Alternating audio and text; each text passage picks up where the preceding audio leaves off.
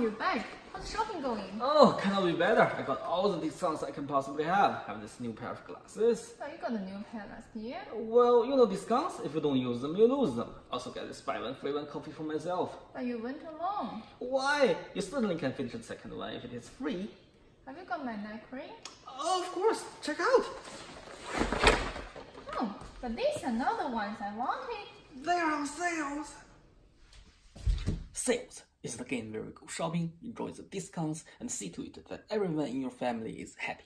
In this game, you play as the homemaker. You could be the housewife, or the house husband, or even the house dog. So your family wants to eat pizza, to buy toys, and to go to the cinema, and it is up to you to satisfy them. At the start of the game, you're going to choose one main active character, and then you get two other characters to form a family. So normally you can be the housewife to look after the family of 4, but feel free to have 2 moms or 2 dads. Your characters come with demands and budget.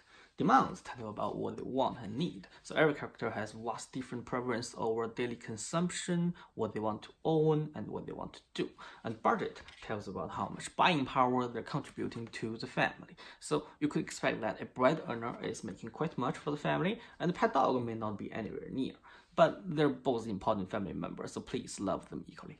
Now, with the instant family at hand, what do you do now as the housekeeper? We buy stuff, of course. In this modern society, you simply cannot survive without buying. If you don't like this modern consumerism, I'm sorry, but this game is all about shopping, and what's even better is shopping at discounts. But be careful, you need to maintain your family budget as well as your tight schedule. When you go out into the town, you will find all kinds of shops. So supermarkets selling food, and chain stores selling clothing and homeware, and specialty stores selling toys and books and other interesting stuff. So every turn, new goods are refreshed into the stores with random discounts on them. And you just move between places and pick up your groceries for the day. Ooh, so this hand sanitizer is 50% off. So what do we get after running all the errands and doing all the chores? Happiness points, which is used to win the game.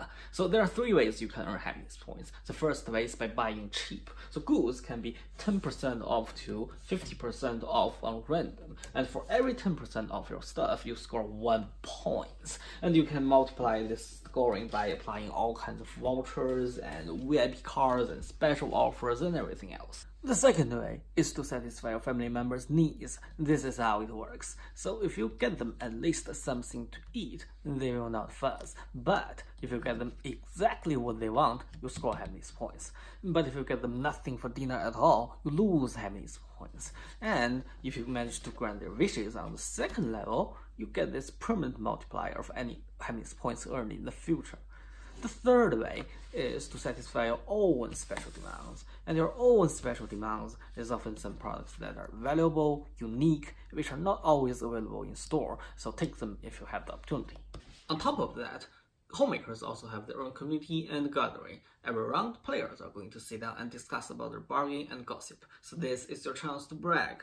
If you're the one who saves the most money on this round, you get this money saver badge.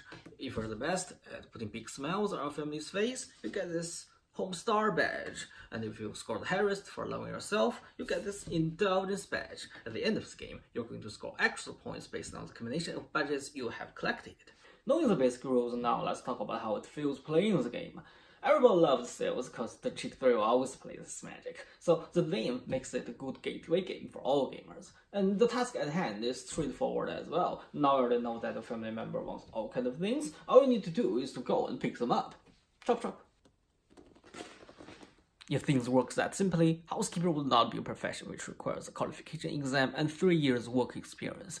Don't lose easily into the shopping frenzy because sales is a complex game with deep resource management mechanisms.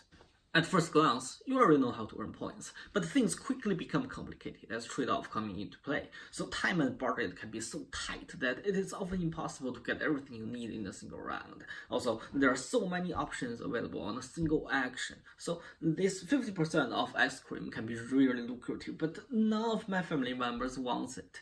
On the other hand, my son really likes this banana, but it is not on sale. These new shoes can be so popular, but what if someone else gets them before I do? Why can't just let them all go and go for a massage? Searching for sales around the town is only on the first page of the beginner level housekeeper handbook. On the other hand, planning your shopping schedule ahead is what a veteran housekeeper does. So there are sales events occurring around the town, and pay attention because during the first half of the game, the events are drawn on random order, but on the second half of the game, the events are going to reoccur in the same order. What I didn't mention before is that you can upgrade your character throughout the game. So if budget is too tight, you can get a pay rise. You want a family trip to the museum? You can persuade other people to change their favorite activities. And you can roleplay your character and build tight family bonds. And there are also mechanisms like credit card, traveling, and many more. But that all sounds too complicated for a gateway game, is it? If this is a normal Euro-style strategy game, you may even complain that the mechanics are not neatly designed and too many stuffs are similar to each other and just redundant and tedious to micromanage. And guess what? Homemakers are genuinely always overwhelmed by all kinds of different things. Running 3 stores just to pick up the cheapest eggs, and reading through supermarket catalogs every week, and picking up the milk from the back of the shelf just to get the later best before date. Devils are just in the details. An interesting but important piece of rule of this game is that whenever you forget to apply your skills or items in resolving game events, you do not go back to rectify that. So if you forget to show your voucher at the checkout, you cannot ask the cashier to do it all over again for you. So in this game, you are not actually expected to know every piece. Missing them is just as normal. Hooah! So sales is less of a puzzle, and there is no best solution. Rather, you can feel free to play to your own style. Do you put family before yourself? Do you love discounts? Or do you love something nice? Oh, thanks. And if you're not that kind of person in real life, in this game you can try and feel the fun of it. And in a game where you can try different things and get to know more about each other, I think that is the goal in a family game. So I definitely recommend you to try this one out if you like games for your whole family. This one can be particularly engaging for new gamers, and it's intuitive to learn and play, and it is a strategy game, but even experienced players may not always win. So if there's one thing I need to add is that to prepare to lose to the real professionals in the house. Yes, I got the schedule for the weekend.